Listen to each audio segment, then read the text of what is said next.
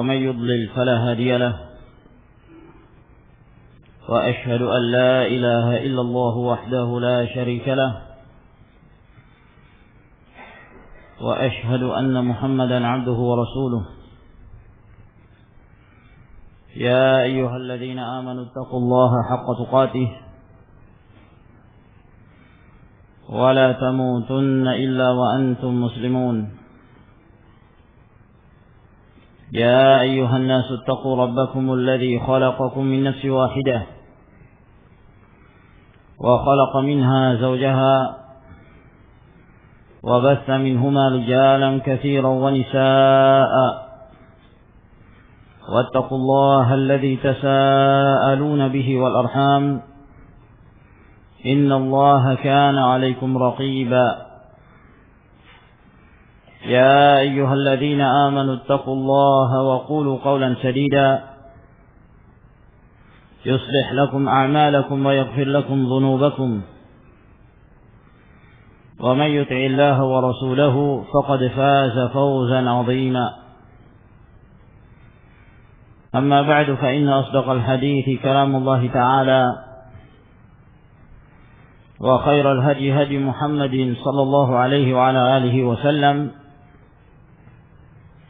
وشر الأمور محدثاتها فإن كل محدثة بدعة وكل بدعة ضلالة وكل ضلالة في النار.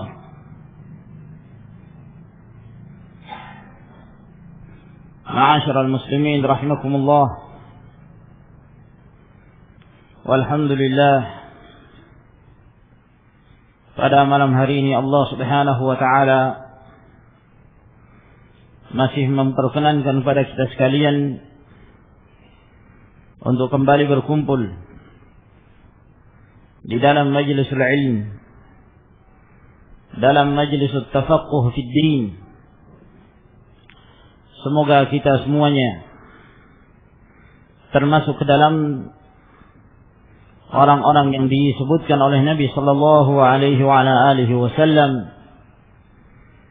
di dalam sabdanya yang masyhur, "May yuridillahu bihi khairan yufaqihu fid din." Barang siapa yang Allah Subhanahu wa taala menghendaki kepada seorang hamba kebaikan, maka dia akan dimudahkan untuk memahami agama Allah Subhanahu wa taala. Ma'asyiral muslimin rahimakumullah, kita lanjutkan kembali pembahasan kita dari Sahihul Imam Al-Bukhari rahimahullahu taala, di mana pada pertemuan sebelumnya kita telah membacakan dua riwayat, dua hadis yang disebutkan oleh Al-Imam Al-Bukhari rahimahullahu ta'ala di dalam bab ismi man kadzaba 'ala an-nabi sallallahu alaihi wa ala alihi wasallam, bab dosanya orang yang berdusta atas nama Rasulullah sallallahu alaihi wa ala alihi wasallam. Dan kita telah membacakan dua hadis. Yang pertama adalah hadis Ali bin Abi Thalib radhiyallahu taala anhu, dan yang kedua adalah hadis Az-Zubair Ibn Al-Awwam radhiyallahu taala anhu warḍah. Yang kedua hadis tersebut menjelaskan tentang ancaman dan balasan bagi orang-orang yang berdusta atas nama Rasulullah sallallahu alaihi wa ala alihi wasallam. Man kadzaba alayya muta'ammidan falyatabawwa maq'adahu minan nar. Barang siapa yang berdusta atas namaku dengan sengaja, dan dalam riwayat yang lain tidak ada tambahan dengan sengaja, maka hendaknya dia mempersiapkan tempat duduknya di dalam neraka, yang menunjukkan dosa yang sangat besar. bagi orang yang berdusta atas nama Rasulullah sallallahu alaihi wa ala alihi wasallam. Kemudian kita memasuki riwayat yang berikutnya masih dalam bab yang sama. Berkata Imam Abu Abdullah Muhammad bin Ismail bin Ibrahim bin Al-Mughirah bin Bardisbah Al-Ju'fi maulahum Al-Bukhari rahimahullahu ta'ala, haddatsana Abu Ma'mar, telah memberitakan kepada kami Abu Ma'mar Abdullah bin Amr bin Abil Hajjaj Maisarah. Beliau seorang yang berasal dari Basrah, dan beliau seorang perawi yang terpercaya. Hanya saja sebahagian menuduh bahwa Abu Ma'mar terpengaruh pemikiran Al-Qadariyah yang mengingkari takdir Allah Subhanahu wa taala. Karena negeri Basrah, sebagaimana yang kita ketahui dalam sejarah, bahwa Al-Basrah merupakan tempat munculnya fitnatul Qadariyah yang dibawa oleh Ma'bad bin Abdullah Al-Juhani yang berasal dari Basrah. Sehingga fitnah ini menyentuh sebahagian mereka dari para perawi hadis. Qala haddatsana Abdul Warith. Beliau berkata telah memberitakan kepada kami Abdul Warith bin Sa'id bin Zakwan Abu Ubaidah At-Tannuri rahimahullah, dan beliau juga berasal dari Basrah. An Abdul Aziz, dari Abdul Aziz bin Suhaib, beliau seorang yang buta dan beliau juga berasal dari Basrah. Maka di antara faedah dari riwayat ini, seluruhnya para perawi yang disebutkan oleh Imam Al-Bukhari rahimahullah, seluruhnya berasal dari Basrah. Qala Anasun, berkata Anas bin Malik, dan Anas bin Malik Abu Hamzah khadimur Rasul sallallahu alaihi wa ala alihi wasallam, beliau juga meninggalnya di Basrah,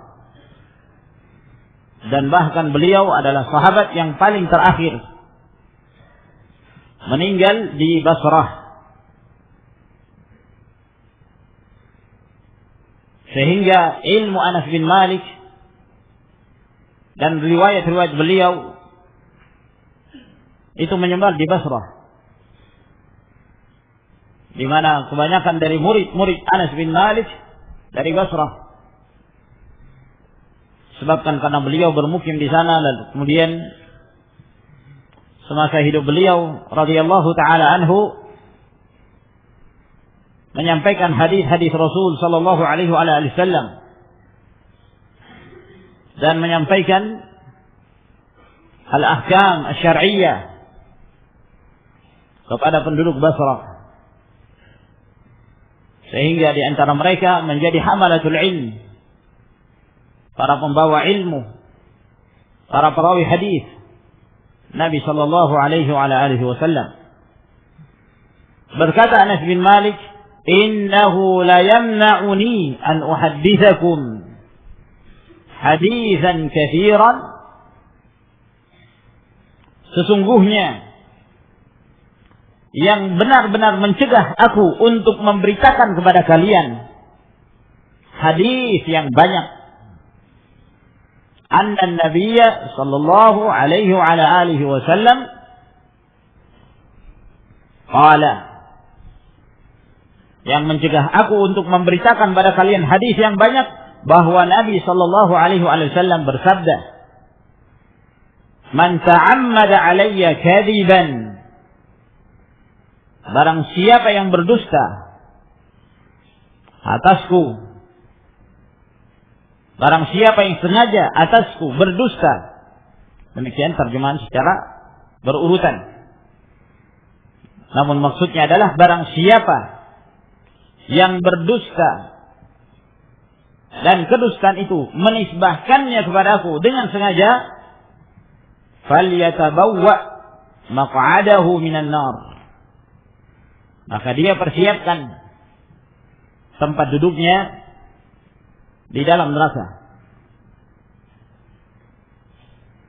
Hadis ini termasuk hadis-hadis yang diriwayatkan berkenaan tentang diharamkannya berdusta atas nama Rasulullah sallallahu alaihi wasallam.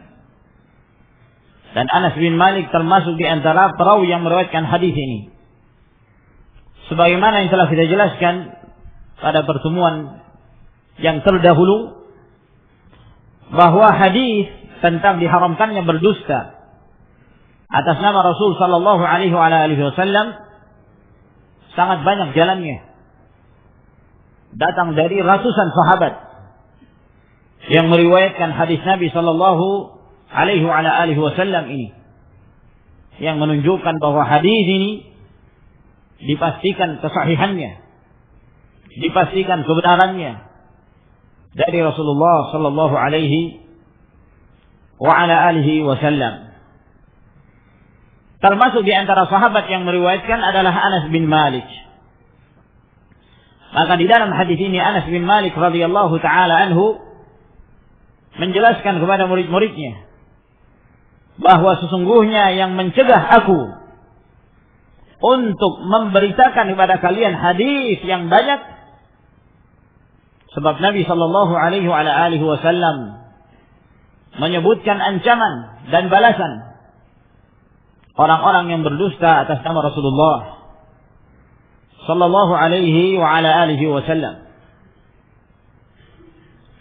Nah, ma'asyiral muslimin rahimakumullah, di dalam hadis ini menunjukkan sifat wara' yang dimiliki oleh Anas bin Malik radhiyallahu taala anhu, dan sifat kehati-hatian beliau. Beliau tidak berani menyampaikan hadis yang banyak yang datang dari Nabi sallallahu alaihi wasallam, sebabkan ancaman yang disebutkan oleh Rasulullah alaihi salatu wassalam. Namun yang menjadi permasalahan bahwa Anas bin Malik radhiyallahu taala anhu yang mengucapkan sabda beliau ini, beliau termasuk sahabat yang paling banyak meriwayatkan hadis-hadis Rasulullah sallallahu alaihi wasallam. Al-mukthiruna fi riwayat al-athar Abu Hurairah yalihi Ibnu Umar wa Anas wal Habru kal Khudri wa Jabir wa zaujatun Nabi. Para sahabat yang banyak meriwayatkan hadis: Abu Hurairah, Abdullah bin Umar, Anas bin Malik, Abdullah bin Abbas, Abu Sa'id al-Khudri, Jabir bin Abdullah, dan Aisyah radhiyallahu taala anhum ajma'in. Anas bin Malik termasuk di antara mereka yang banyak meriwayatkan hadis-hadis dari Nabi sallallahu alaihi wasallam. Sementara beliau mengatakan, "Innahu la yamna'uni an uhadditsakum haditsan katsira." Yang mencegah aku memberitakan pada kalian hadis yang banyak, karena Nabi sallallahu alaihi wasallam mengatakan demikian dan demikian. Bagaimana cara mengkompromikan kedua keadaan ini? Nah, sebagaimana yang telah kita jelaskan sebelumnya, ma'asyiral muslimin rahimakumullah, bahwa seorang muslim di dalam beragama dan di dalam memberitakan ilmu yang diwariskan oleh Rasulullah sallallahu alaihi wasallam berada di antara dua sisi yang berlawanan. Berada di antara dua sisi yang Kedua-duanya adalah kesalahan. Yang benar adalah pertengahan. Seorang muslim tidak diperbolehkan berdusta atas nama Rasulullah SAW, yang menunjukkan keharusan seorang untuk berhati-hati dalam menisbahkan hadis kepada Rasulullah SAW. Namun dari sisi yang lain, seorang muslim juga tidak diperbolehkan untuk menyembunyikan ilmu, menyembunyikan hadis yang dia ketahui, yang datang dari Rasulullah sallallahu alaihi wa ala alihi wasallam. Apabila seorang berdusta, dia terjatuh dan terjumus dalam dosa besar. Dan apabila dia menyembunyikan ilmu, dia juga terjerumus ke dalam dosa besar. Yang disebutkan oleh Nabi alaihi salatu wassalam, "Man su'ila an ilmin fakatamahu uljima yaumal qiyamati bilijamin minan nar." Barang siapa yang ditanya tentang ilmu lalu dia sembunyikan, maka akan dikekang pada hari kiamat dengan tali kekang dari api neraka. Maka menyembunyikan ilmu tidak diperbolehkan. Berdusta atas nama Rasul alaihi salatu wassalam juga tidak diperbolehkan. Sehingga yang wajib bagi seorang muslim adalah berhati-hati, tidak bermudah-mudahan di dalam menyampaikan hadis lalu dia menisbahkannya kepada Rasulullah alaihi salatu wassalam tanpa melakukan cross-check terlebih dahulu, tanpa tasabbut, tanpa meneliti apakah riwayat itu sahih. Maka dia berhati-hati dalam hal ini. Namun apabila dia telah mengetahui satu ilmu dan satu hadis, dia mengetahui secara meyakinkan bahwa ini datang dari Rasulullah sallallahu alaihi wasallam, maka tidak ada yang mencegah bagi dia untuk menyampaikan, dan bahkan dia wajib hukumnya untuk menyampaikan apa yang datang dari Rasulullah alaihi wasallam. Telah kita sebutkan dahulu ucapan Abu Hurairah, "Laula ayatani fi kitabillah ma haddatsukum hadisan." Kalaulah bukan karena dua ayat dalam kitab Allah, saya tidak akan memberitakan pada kalian satupun hadis. Tapi karena beliau mengkhawatirkan penyebutan ancaman yang disebutkan oleh Allah Subhanahu wa taala bagi orang-orang yang menyembunyikan ilmu, maka beliau pun memberitakan hadis. Maka demikian pula Anas bin Malik. Pada awalnya beliau berhati-hati dalam menyampaikan hadis, menyampaikan riwayat dari Nabi sallallahu alaihi wasallam, sampai dalam hal-hal yang meyakinkan beliau tidak sampaikan.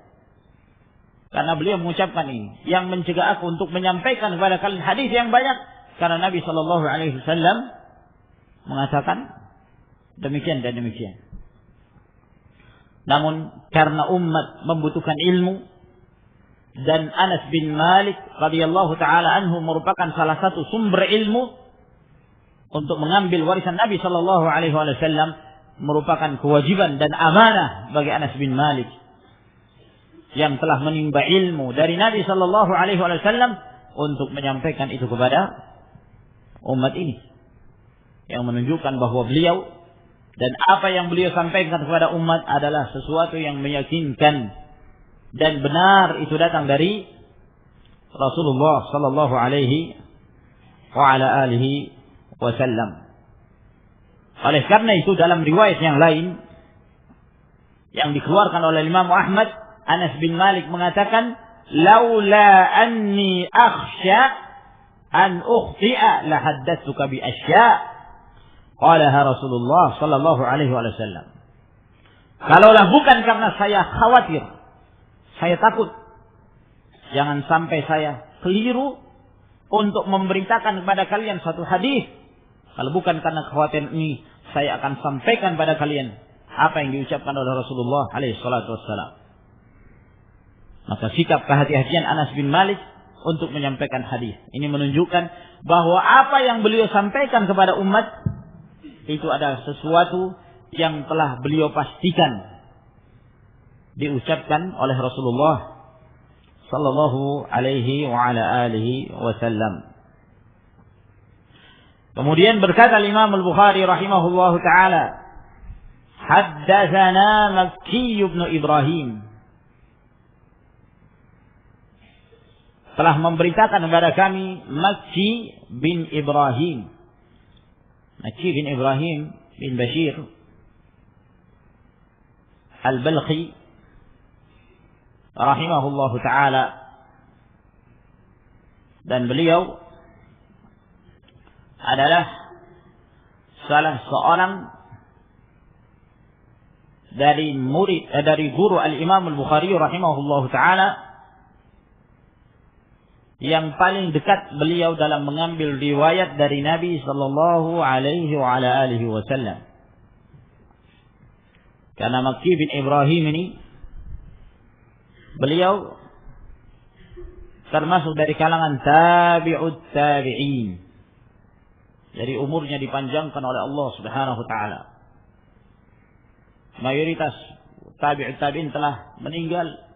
Nah, beliau masih hidup.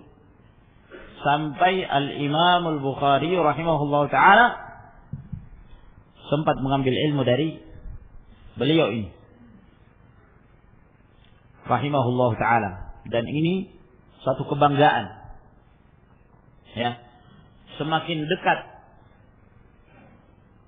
rantai perawi antara seorang perawi sampai kepada Rasulullah sallallahu alaihi wasallam, ya, maka itu semakin menunjukkan keistimewaan riwayat yang dia riwayatkan itu.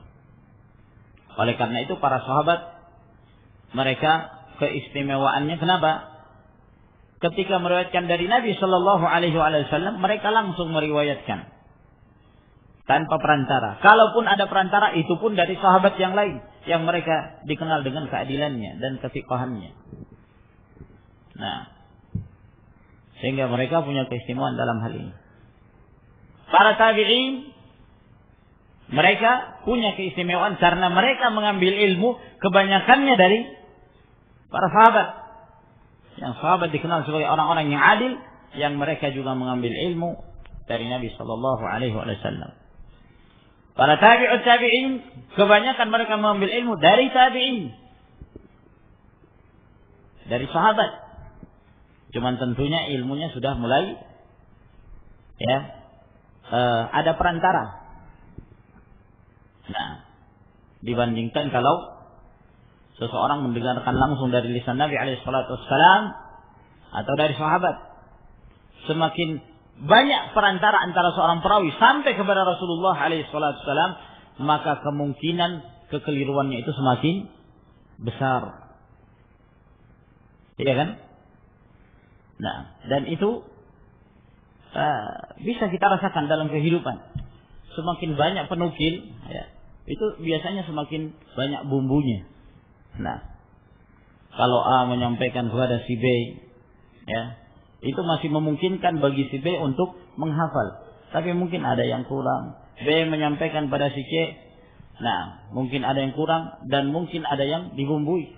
Nah, ya. Dan begitu seterusnya, C kepada D, D kepada E, dan seterusnya. Semakin banyak perantara, maka kemungkinan kesalahan itu semakin besar. Nah, boleh jadi pada saat A menyampaikan kepada si B, dia menyampaikan Indomie. Ketika sampai kepada H, jadi gaduh-gaduh. Nah, karena perantaraan yang mungkin di situ ada perawi yang dhaif, yang lemah hafalannya, ada yang mungkar, ada yang tidak, yakni hafalan sama sekali tidak bisa dijadikan sebagai sandaran, dan yang semisalnya. Maka begitulah. Sehingga para ulama dahulu, apabila mereka mengetahui ada seorang perawi yang memiliki sanad dekat sampai kepada Rasulullah sallallahu alaihi wasallam, itu mereka sangat berbangga. Nah, dan Al-Imam Al-Bukhari rahimahullahu taala, beliau berbangga dengan riwayat-riwayat beliau dari Makki bin Ibrahim ini. Karena Makki bin Ibrahim termasuk perawi yang Al-Imam Al-Bukhari mengambil hadis dari beliau dalam keadaan beliau sangat dekat. Hubung apa? rantainya kepada Nabi sallallahu alaihi wasallam. Beliau mendengarkan dari 17 orang tabi'in, termasuk di antaranya di dalam hadis ini Yazid bin Abi Ubaid. Yazid bin Abi Ubaid seorang tabi'i. Lalu Yazid meriwayatkan dari Salamah bin Al-Aqwa' radhiyallahu taala anhu. Nah, antara Al-Imam Al-Bukhari dengan Rasulullah sallallahu alaihi wasallam berapa perantara? Hanya 3. Makki bin Ibrahim, kemudian Yazid bin Abi Ubaid, kemudian Salamah bin Al-Aqwa. Ini diistilahkan oleh para ulama ahlul hadis sulasiyat. Ada buku yang dikarang oleh sebagian mereka mengumpulkan sulasiyatul Imam Al-Bukhari. Yang dimaksud sulasiyat al-Imam Al-Bukhari yaitu sanad-sanad yang diriwayatkan oleh Imam Bukhari yang tidak ada jarak antara Imam Bukhari dengan Nabi sallallahu alaihi wasallam kecuali 3 perantara. Kecuali 3 perantara. Nah, maka ini kelebihan. Dan ini merupakan hadis yang paling pertama dalam kitab Sahihul Bukhari yang diriwayatkan oleh Imam Al-Bukhari dari Makki bin Ibrahim dengan riwayat sulasiyah. Ini hadis yang pertama. Bagi yang punya Sahih Bukhari, coba lihat riwayat-riwayat sebelumnya. Itu minimalnya Imam Bukhari antara beliau dengan Nabi sallallahu alaihi wasallam 4 perawi. Adapun yang ini yang beliau riwayatkan dari Makki bin Ibrahim, beliau hanya melewati 3 perawi. Beliau berkata, haddatsana Makki ibnu Ibrahim. قال حدثنا يزيد بن أبي عبيد. يزيد بن أبي عبيد أبو خالد الأسلمي الحجازي. نعم.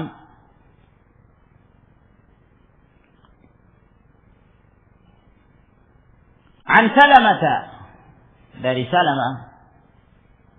Salamah bin Amr bin Al-Aqwa' Al-Aslami Abu Muslim, beliau berasal dari Madinah radhiyallahu taala anhu. Qala, beliau berkata, sami'tu an-nabiy sallallahu alaihi wa ala alihi wa sallam yaqul, aku mendengarkan Nabi sallallahu alaihi wa sallam bersabda, may yaqul alayya ma lam aqul falyatabawwa maq'adahu minan nar. Barang siapa yang mengucapkan atas namaku apa yang aku tidak katakan, maka hendaklah dia persiapkan tempat duduknya di dalam neraka. Hadis Salamah bin Al-Aqwa ini menjelaskan keumuman diharamkannya dusta atas nama Rasulullah sallallahu alaihi wasallam. Nah, barang siapa yang mengucapkan atas namaku yang aku tidak ucapkan.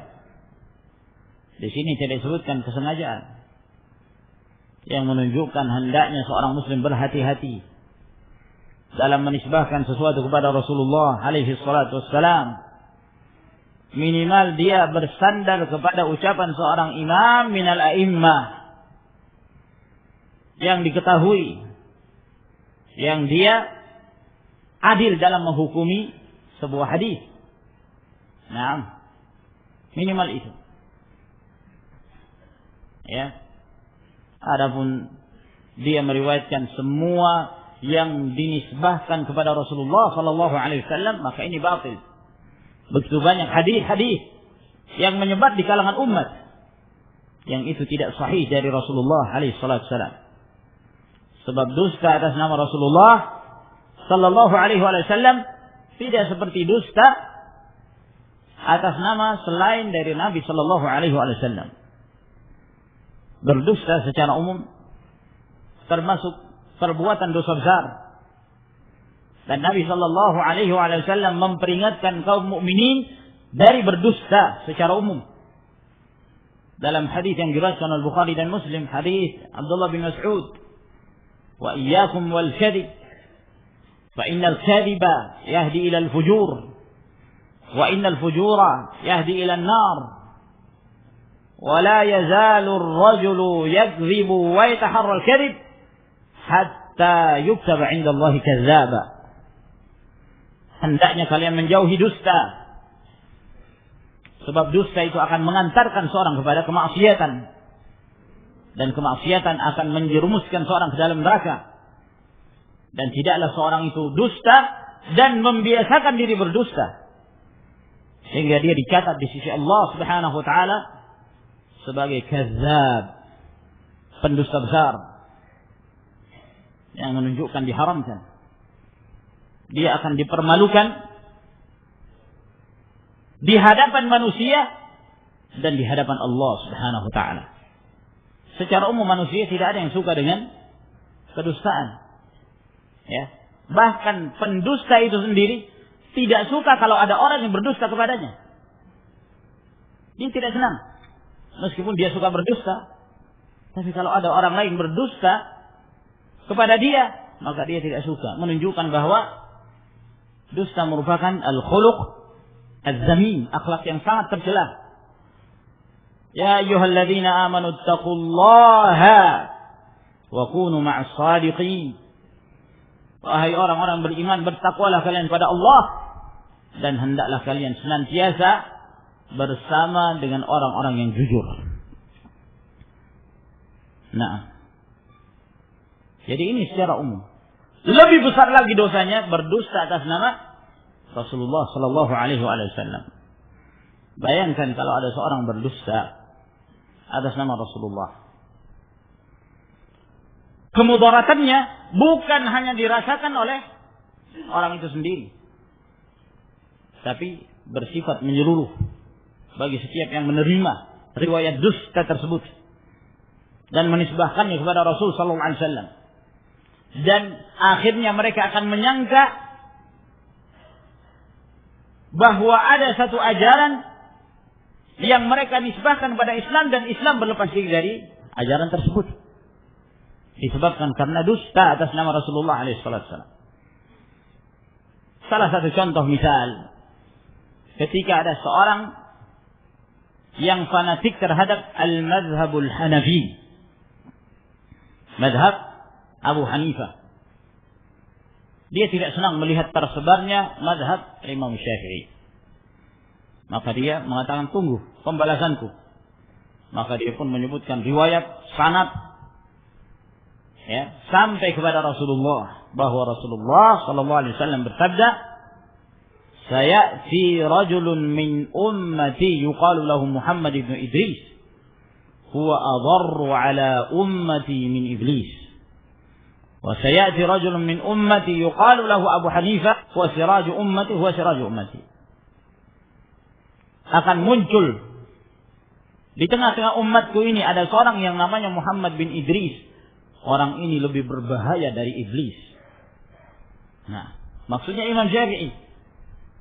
Maksudnya Imam Syafi'i. Karena dia tidak senang dengan Imam Syafi'i. Buat hadis ini. Dan akan muncul di tengah umatku seorang yang bernama Abu Hanifah. Dia adalah pelita umatku. Dia adalah pelita umatku. Bayangkan kalau sampai hadis ini diterima oleh mereka, orang-orang awam yang tidak mengerti hadis. Mereka berpegang, maka mereka benci kepada Imam Syafi'i tanpa hak, dan mereka fanatik kepada mazhab Abi Hanifah. Fanatik buta, dan itu terjadi oleh sebagian mereka. Yang fanatik terhadap mazhab Al-Hanafi, ada yang berpegang kepada hadis ini. Padahal hadis ini dipastikan kepalsuannya. Sehingga kemudaratannya itu, ma'asyar ikhwah rahimakumullah, akan munculnya sebahagian mereka yang mengamalkan dan menyangka itu dari agama, padahal itu bukan dari Islam. Nah, berapa banyak orang yang berdalil dengan hadis ikhtilaf ummati rahmah, perselisihan umat kita adalah rahmat, lalu berkeyakinan bahwa ya sudah, perselisihan ya biarkanlah. Keyakinanmu, mari kita bekerja sama. Yang ini keyakinannya Sunni, yang ini keyakinannya Syi'i, ya, dan seterusnya. Sudah, rahmat, semuanya rahmat. Subhanallah. Allah Subhanahu wa taala berfirman, "Walau syaa rabbuka laja'ala an-nasa ummatan wahida wa la yazaluna mukhtalifina illa man rahima rabbuk." Kalau Allah Subhanahu wa taala menghendaki, Allah jadikan umat ini satu, namun mereka terus saja berselisih. Mereka terus saja berselisih. Kecuali yang dirahmati Allah Subhanahu wa taala. Yang dirahmati Allah Jalla wa Ala, mereka yang tidak menyelisih al-haq. Adapun yang menyelisih al-haq bukan rahmat, itu azab, nikmah. Perpecahan akan menyebabkan kelemahan di tengah-tengah kaum muslimin. Wala tanaza'u fatafshalu wa tadhhab rihukum. Jangan kalian berpecah belah, berselisih. Kalian akan dikalahkan oleh musuh-musuh kalian dan akan hilang kekuatan kalian. Ini ma'asyiral muslimin rahimakumullah. Dan bahkan ada sebahagian dari kalangan para ulama yang mengatakan bahwa orang yang berdusta atas nama Rasulullah sallallahu alaihi wasallam hukumnya kafir, murtad, keluar dari Islam. Ini sebagian pendapat. Dan pendapat ini dikuatkan oleh Abu Muhammad Al-Juwaini. Meskipun anaknya Abul Ma'ali Al-Juwaini, Imamul Haramain, membantah ayahnya sendiri. Ya, Abu Muhammad Al-Juwaini mengatakan orang yang berdosa atas nama Rasulullah kafir. Tapi anaknya Abul Ma'ali membantah bahwa itu tidak benar. Yang sahih tidak kafir. Yang sahih tidak kafir, dan itu adalah pendapat jumhur ulama. Kecuali bagi mereka yang menghalalkan dusta atas nama Rasulullah sallallahu alaihi wasallam. Perhatikan. Ya, bedakan di sini istilah al-istihlal. Dia kafir disebabkan karena menghalalkan, dan tidak kafir karena tidak menghalalkan. Bukan yang dimaksud menghalalkan adalah setiap orang yang berdusta atas nama Rasulullah, sebagaimana yang difahami oleh sebagian mereka yang sangat mudah mengkafirkan. Hati-hati, ada kaidah yang menyebar di sebagian kaum muslimin yang disebarkan oleh takfiriyun, orang-orang yang sangat gemar mengkafirkan, dari kalangan al-khawarij, kelompok khawarij. Ya. Apa kaidah yang mereka sebutkan? Nah, mereka mengatakan allazi yahkumu bighairi ma anzalallah huwal mustahil. Setiap orang yang berhukum dengan selain apa yang diturunkan Allah, maka berarti dia telah menghalalkan apa yang diharamkan oleh Allah Subhanahu wa taala. Ya. Setiap orang yang berhukum dengan selain hukum Allah, maka dia kafir. Kenapa? Karena tidaklah dia berhukum dengan selain hukum Allah, melainkan dia menghalalkan apa yang diharamkan Allah Subhanahu wa taala. Nah, orang yang berzina misalnya, tidaklah seorang itu berzina melainkan karena dia menganggap itu boleh, makanya dia melakukan. Orang bermain judi, tidaklah seorang itu bermain judi melainkan karena dia menganggap itu boleh, makanya dia melakukan. Ini kaidah takfiriyah, ya, kaidahnya khawarij, yang kalau kaidah ini diterapkan, mereka pun akan terkena kaidah ini, yang kalau kita terapkan pada mereka, mereka bisa menjadi kafir. Nah, seperti salah satu contoh di antara mereka, takfiriyun, ada yang suka jenggotnya itu dibersihkan, potong jenggot. Apa hukumnya potong jenggot? Haram. Orang yang potong jenggotnya berhukum dengan selain hukum Allah. Berarti kalau dia berhukum dengan selain hukum Allah, kafir. Berapa banyak dari mereka yang musbil, bahkan ustadznya, ustadz Khawarij musbil. Nah, kalau kita terapkan berarti dia berhukum dengan selain hukum Allah, berarti kafir. Nah, ada yang bilang ketika si Nurdin yang sudah stop, yang tidak ngetop lagi, sudah mati. Ketika dia hidup untuk selamat dari incaran aparat, katanya memakai pakaian akhwat, pakaian wanita dengan bercadar. Wallahu alam betul atau tidak. Wallahu a'lam. Tapi kalau betul, apa kata Nabi sallallahu alaihi wasallam? La'anallahu al-mutasyabbihina bin nisa'i minar rijal. Allah melaknat laki-laki yang menyerupai wanita, termasuk pakaian. Berarti tidak berhukum dengan hukum Allah, berarti kafir. Dan begitu seterusnya, ya. Termasuk mereka yang sempat masuk pengadilan, yang mengambil pengacara juga berhukum dengan selain hukum Allah, iya kan? Isinya kafir. Yang ridho dengan itu kafir. Sehingga kalau diterapkan, maka tidak ada lagi yang tinggal menjadi seorang muslim sejati kecuali dia. Ma'asyiral ikhwan rahimakumullah. Dan ini kaidah batil, kaidah takfir. Tidak semua orang yang melakukan perbuatan haram dia menghalalkan. Saya beri contoh agar difahami hal ini. Ya. Seorang berzina misalnya. Ya. Ketika tanya, kamu tahu apa hukum perbuatan zina? Iya, saya tahu itu perbuatan dosa. Saya tahu, tapi hawa nafsu. Berarti dia tidak menghalalkan. Dia menyadari bahwa itu salah. Dia tahu bahwa Allah mengharamkan, dia tahu bahwa itu dosa besar. Tapi hawa nafsu. Orang yang seperti ini tidak bisa dikatakan dia menghalalkan. Paham ya?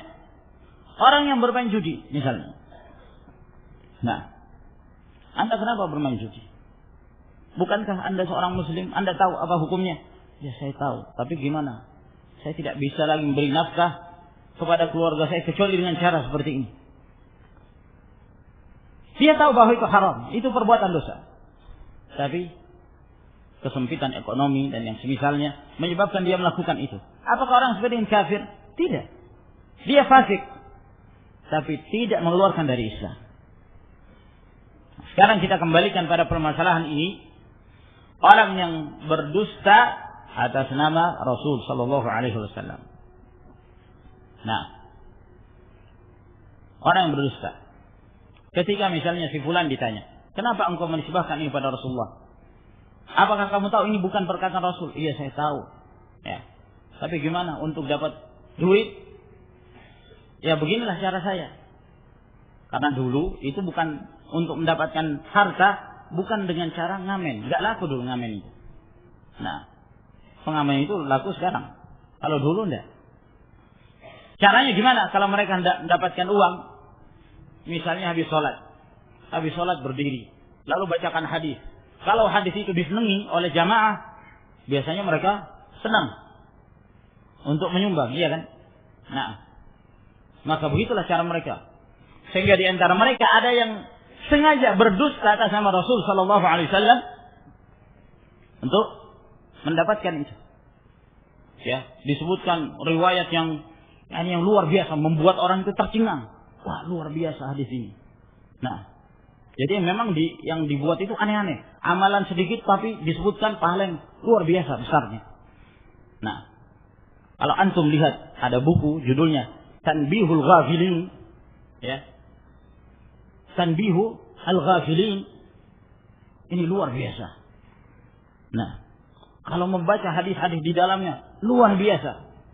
Kalau menyebutkan dosa kecil saja, itu dosanya luar biasa, dunia akhirat. dan berlipat-lipat ganda. Kalau disebutkan satu amalan kebaikan, pahalanya luar biasa dilipat gandakan. Disebutkan secara rinci. Ternyata mayoritas hadis dalam buku itu palsu. Hati-hati. Karena buku yang seperti ini sudah diterjemahkan pula. Tanbihul Ghafilin. Nah, maka ma'asyiral muslimin rahimakumullah, begitulah keadaan para pendusta. Suatu ketika di zaman Al-Imam Ahmad rahimahullah, Yahya bin Ma'in, Ahmad bin Hanbal dan Yahya bin Ma'in masuk ke dalam satu masjid. Maka mereka pun setelah selesai sholat, seperti biasanya ada seorang yang berdiri membacakan hadis. Dia mengatakan, haddatsana Ahmad bin Hanbal wa Yahya bin Ma'in. Telah memberitakan kepada kami Ahmad bin Hanbal dan Yahya bin Ma'in. Keduanya berkata, dari fulan, dari fulan, dari fulan, dari fulan, bersabda Rasulullah sallallahu alaihi wasallam. Lalu dibacakan hadis yang luar biasa. Panjang, amalan sedikit, pahalanya berlipat ganda. Ahmad bin Hanbal heran, melirik kepada Yahya bin Ma'in. Saya tidak pernah membacakan hadis ini. Apa kamu? Tanya, tidak. Saya tidak pernah meriwayatkan hadis ini. Orang ini kok menyebutkan telah memberitakan kepada kami Ahmad bin Hanbal dan Yahya bin Ma'in. Maka ditunggulah. Nah, setelah selesai membaca hadis, dia pun keliling. Ya, biasanya masih stop baris keliling seperti orang mengedarkan celengan itu, iya kan? Keliling. Wah, nah. Setelah itu dilihat oleh Ahmad bin Hanbal, dipanggil oleh Imam Ahmad, panggil. Ta'al. Orang itu melihat, wah ini ada panggilan khusus ini. Biasanya lebih besar. Ya. Nah, ini mungkin orang yang tertarik dengan hadis yang dia bacakan. Setelah duduk, kata Imam Ahmad, hadis yang kamu bacakan tadi, kamu dengarkan dari siapa? Dari Ahmad bin Hanbal, dari Yahya bin Ma'in. Nah, kata Ahmad bin Hanbal, saya Ahmad bin Hanbal. Ini Yahya bin Ma'in. Kami nggak ada yang memberitakan hadis itu. Nah, subhanallah. Mestinya orang ini sudah, istilahnya apa? Sudah kepepet gitu. Nah, ini gimana ini? Sudah terdesak. Tapi rupa-rupanya dia masih punya cara untuk meloloskan diri. Dia mengatakan, saya bertemu dengan 17 orang namanya Ahmad bin Hanbal. Dan saya tidak bertemu dengan orang yang paling bodoh kecuali seperti sekarang ini. Nah, artinya Ahmad bin Hanbal banyak, bukan cuma kamu saja. Nah, ada Ahmad bin Hanbal penjual bakso, ada penjual mie pangsit, ada penjual macam-macam. Ahmad bin Hanbal juga namanya. Nah, saya ini untuk mendapatkan dunia, Allahul musta'an. Ya. Nah, orang seperti ini misalnya, ketika dia mengatakan, saya mengakui bahwa itu adalah dosa. Tapi apa? Himpitan ekonomi. Apakah dia kafir? Jawabannya tidak. Karena dia tidak menghalalkan. Dia tahu bahwa itu dosa. Dia tahu bahwa itu salah. Nah, kecuali kalau dia mengatakan, iya, saya tahu bahwa itu memang dilarang oleh Nabi, tapi saya menganggap halal. Nah, kalau seperti ini, kafir, keluar dari Islam. Berarti dia dengan jelas menghalalkan apa yang dia tahu itu diharamkan oleh Nabi sallallahu alaihi wasallam. Nah, sekarang gimana dengan perbuatan sebagian sufiyah yang mereka menghalalkan? Nah, ini menghalalkan dusta atas nama Rasulullah sallallahu alaihi wasallam. Ini yang menjadi permasalahan. Mereka mengatakan, ya kami dusta untuk kebaikan, kemaslahatan. Nah, bukan untuk kejelekan Islam, untuk kemaslahatan.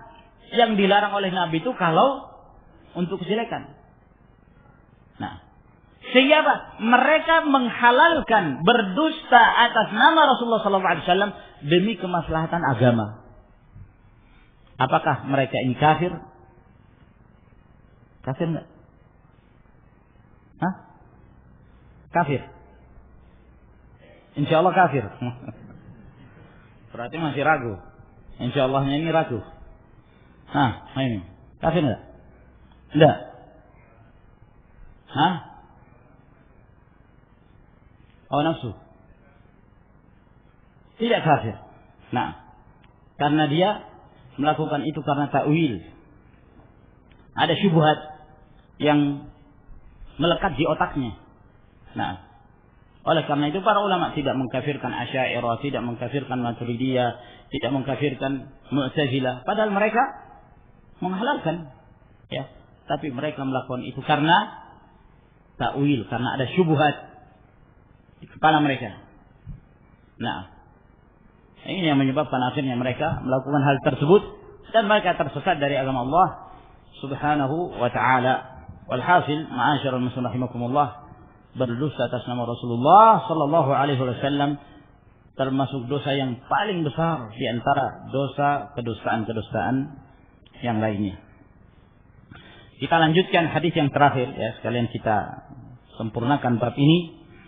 Beliau berkata, haddatsana Musa bin Ismail At-Tabuzaki Al-Basri. Qala haddatsana Abu Awana Al-Waddah bin Abdullah Al-Yashkuri Al-Wasiti. An Abi Hasin, Abu Hasin Uthman bin Asim rahimahullah ta'ala. Beliau berasal dari Kufah. Thiqah. An Abi Salih, dari Abu Salih Zakwan As-Samman, termasuk perawi yang paling terpercaya dalam meriwayatkan hadis dari Abu Hurairah. An Abi Hurairah radhiyallahu ta'ala anhu, anin Nabi sallallahu alaihi wa alihi wasallam qala, dari Nabi sallallahu alaihi wasallam bersabda, tasammau bismi wa la taktanu bi kunyati. Naam, tasammau bismi. Nah, berilah nama dengan namaku, ya. Bernamalah kalian dengan namaku. Nama beliau siapa? Muhammad sallallahu alaihi wasallam. Ahmad juga termasuk nama beliau. Dan jangan kalian berkunyah seperti kunyahku. Wa man ra'ani fil manami faqad ra'ani. Barang siapa yang melihatku di dalam mimpi, maka sungguh dia telah melihatku. Fa inna syaitana la yatamatsalu fi surati. Karena sesungguhnya syaitan itu tidak akan bisa menyerupakan bentukku di dalam mimpi itu. Wa man kadzaba alayya muta'ammidan falyatabawwa maq'adahu minan nar. Dan barang siapa yang berdusta atasku dengan sengaja, maka dia persiapkan tempat duduknya di dalam neraka. Maka di dalam hadis ini Rasulullah sallallahu alaihi wasallam menyebutkan 3 hukum. Yang pertama, masalah memberi nama dan kunyah dengan nama kunyah Rasul sallallahu alaihi wa alihi wasallam. Kata Nabi alaihi wasallam, tasammau bismi. Bernamalah kalian dengan namaku. Nah, dan di sini menunjukkan rukhsah, artinya boleh. Bukan dimaksud di sini bahwa perintah yang diharuskan setiap muslim untuk memakai nama Muhammad. Yang dimaksud adalah rukhsah, keringanan, bahwa boleh menggunakan nama dengan nama Rasulullah sallallahu alaihi wa ala alihi wasallam, Muhammad. Nah, adapun hadis yang diriwayatkan khairul asma'i ma 'ubbida wa hummida, sebaik-baik nama yang dimulai dengan Abdu, Abdullah, Rahman dan seterusnya, dan yang dimulai dengan Muhammad, Muhammad fulan fulan Muhammad fulan, ini hadis batil, hadis yang sangat dhaif, tidak sahih. Nah, namun bukan berarti tidak boleh menggunakan nama Muhammad. Hadis ini menunjukkan bolehnya. Meskipun yang afdal yang disebutkan oleh Nabi sallallahu alaihi wasallam, khairul asma Abdullah wa Abdurrahman. Sebaik-baik nama Abdullah dan Abdurrahman, ya, yang menggunakan awalan abd.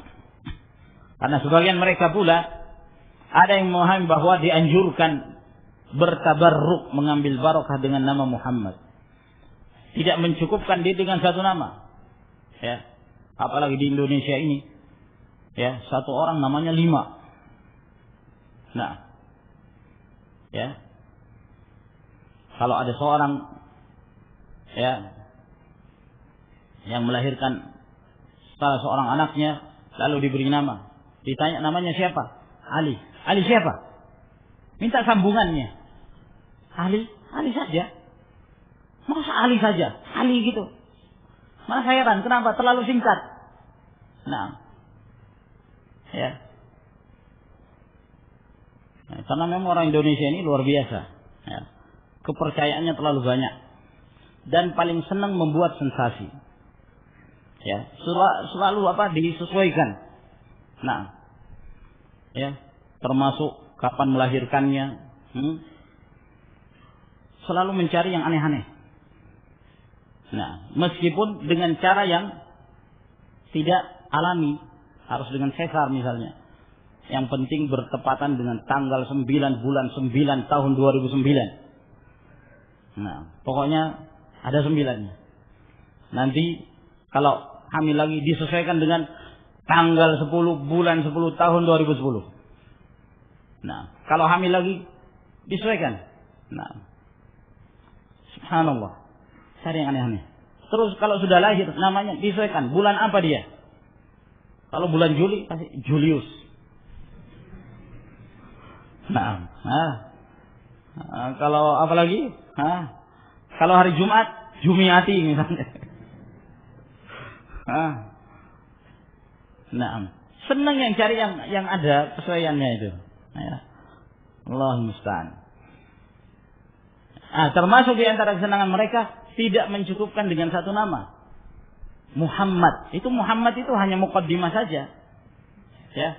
Itu baru pembukaan, belum yang berikutnya. Muhammad Nur ini lagi apa lagi gitu.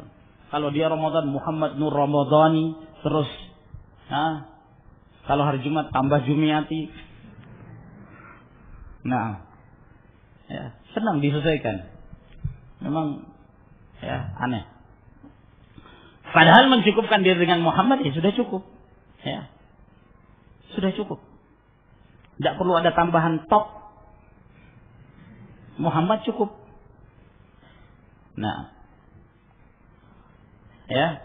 Ini ma'asyar ikhwah rahimakumullah. Tapi kata Nabi SAW, jangan kalian berkunyah dengan kunyahku. Siapa kunyah Rasulullah SAW? Abul Qasim.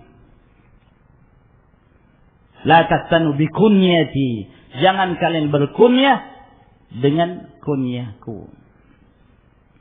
Nah, kayak ini larangan dari Nabi sallallahu alaihi wasallam bagi seorang muslim untuk berkunyah seperti kunyah Rasulullah sallallahu alaihi wasallam. Larangan berkunyah dengan Abul Qasim. Nah. Ya. Maka ini muskilah.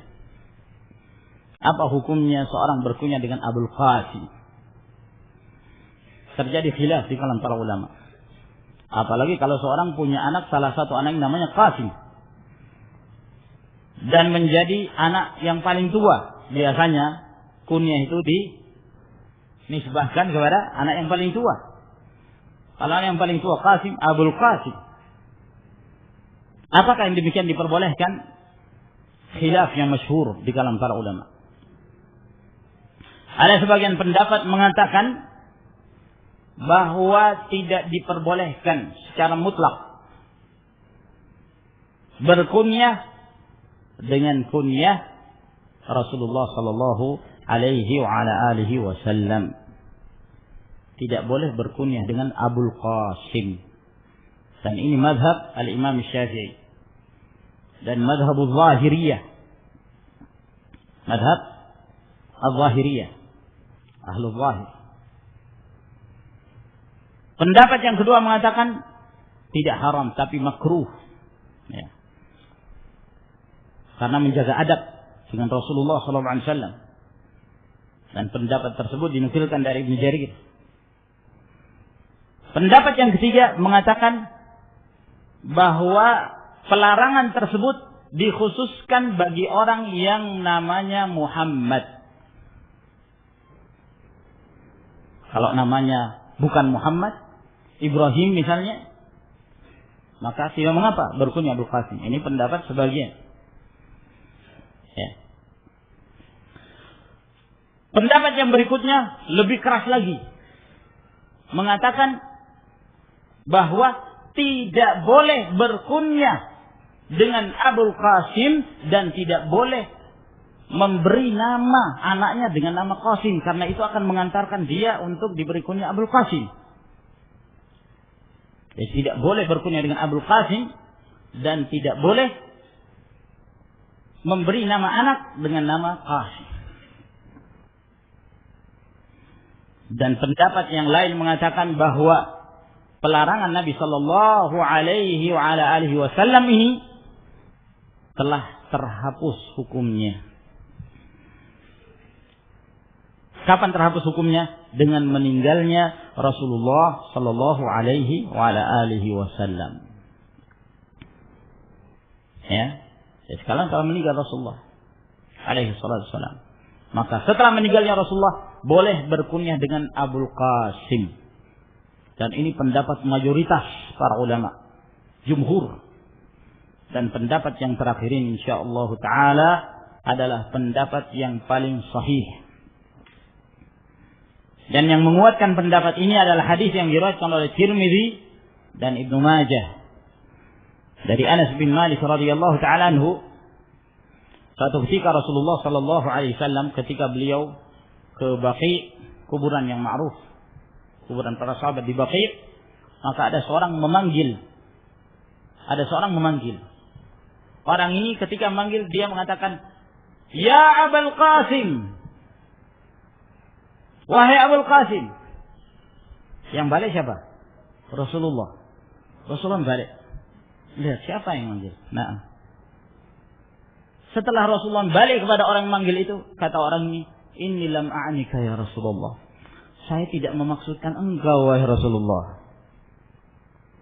Jadi kan kalau seperti itu seakan-akan mengganggu, menyakiti Rasulullah alaihi wasallam. Iya kan? Istilahnya apa itu ya kawan? Sekele, iya kan? Sekele. Setelah dipanggil, loh ternyata bukan dia. Wah, ini gimana? Tersinggung orang. Nah, maka Rasulullah SAW mengatakan, "Tasammau bismi wala taftanu bi kunyati." Silahkan kalian bernama dengan namaku. Tapi kunyah, jangan berkunyah dengan kunyahku. Nah, jadi sebabnya apa? Karena akan menyakiti Rasulullah, menyinggung perasaan Rasulullah alaihi salatu wassalam. Namun setelah meninggal Rasulullah sudah tidak terlarang lagi. Nah, ya, maka diperbolehkan. Oleh karena itu, ya, banyak dari kalangan para ulama, ya, dan para a'immatus salaf yang mereka berkunyah dengan Abul Qasim. Anaknya Abu Bakar As-Siddiq, Muhammad bin Abi Bakar As-Siddiq, kunyahnya Abul Qasim. Anaknya Ali bin Abi Thalib, ya, Muhammad bin Ali bin Abi Thalib, kunyahnya Abul Qasim. Anaknya Talha bin Ubaidillah, Muhammad bin Talha bin Ubaidillah, kunyahnya Abul Qasim.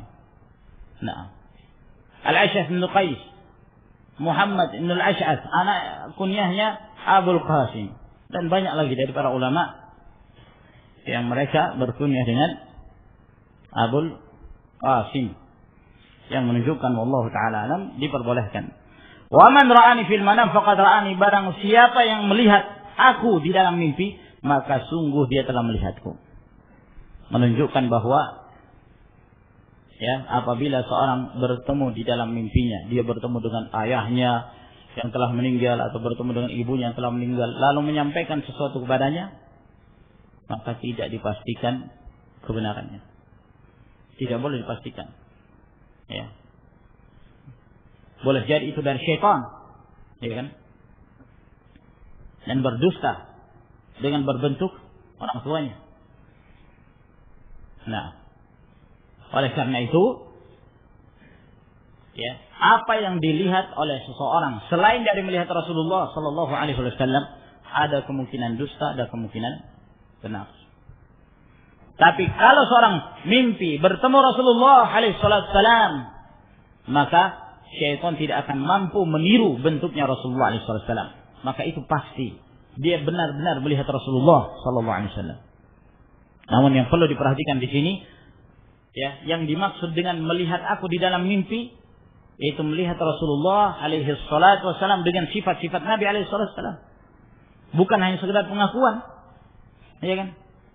Mungkin saja ada orang, yakni syaitan dalam mimpi, lalu dia mengaku bahwa dirinya adalah Rasulullah.